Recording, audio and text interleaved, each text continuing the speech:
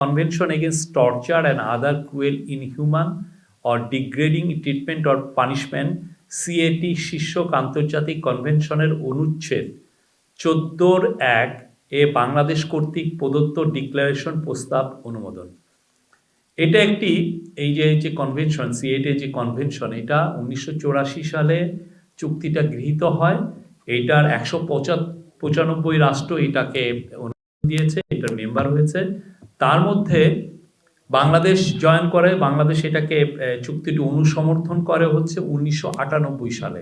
এটার আর্টিকেল 14-এর প্যারা 1-এর বিষয়ে অনেকগুলো দেশের ডিক্লারেশন এখানে বলতে হবে হচ্ছে রিজার্ভেশন দেয় এই চুক্তিটাকে। এর মধ্যে বাংলাদেশ ছিল, বাহামা, ফিজি, নিউজিল্যান্ড, সামোয়া এবং ইউনাইটেড স্টেটস। এরা এটার বিষয়ে এক ধরনের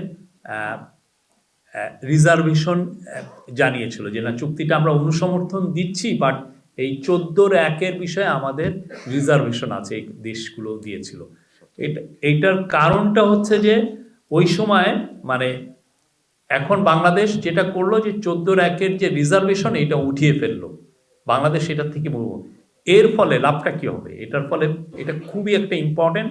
এর ফলে যারা রাষ্ট্রপক্ষ বা রাষ্ট্র কর্তৃক যারা নির্যাতিত হয়েছে, যারা গুমের শিকার হয়েছে, যারা বিভিন্ন ধরনের ন্যায্যতা পায়নি, ন্যায্য ও রাষ্ট্রপক্ষ নির্যাতনের শিকার ব্যক্তিদের ন্যায্য পর্যাপ্ত ক্ষতিপূরণ প্রাপ্তির অধিকার নিশ্চিত করবে এর ফলে।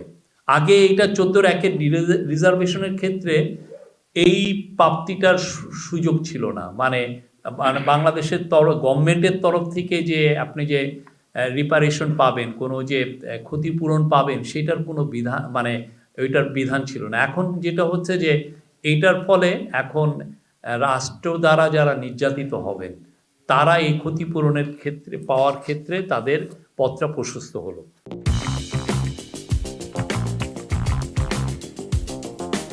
এবং তার অধিকার তো নিশ্চিত হবেই, সঙ্গে সঙ্গে যথাসম্ভব তাদের পুনর্বাসনের ব্যবস্থা গ্রহণ করবে সরকার, এমনকি রাষ্ট্র।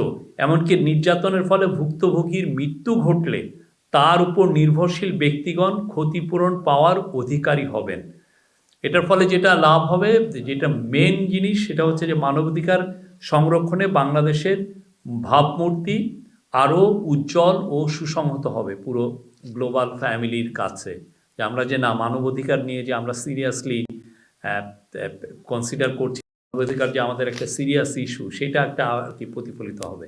আর এই বিষয়ে একটু বলি, বাংলাদেশের যেগুলো মানবাধিকার যেগুলো সংস্থা ছিলেন যারা এবং মানবাধিকার কর্মীরা ছিলেন, এরা কিন্তু প্রায় 2 দশক ধরে এটাকে এই মিশনটাকে যে রিমুভ করার জন্য আন্দোলন করছে। তারা বারবার বলেছেন, এই প্রথম এই গভর্নমেন্ট এই কাজটা করলো।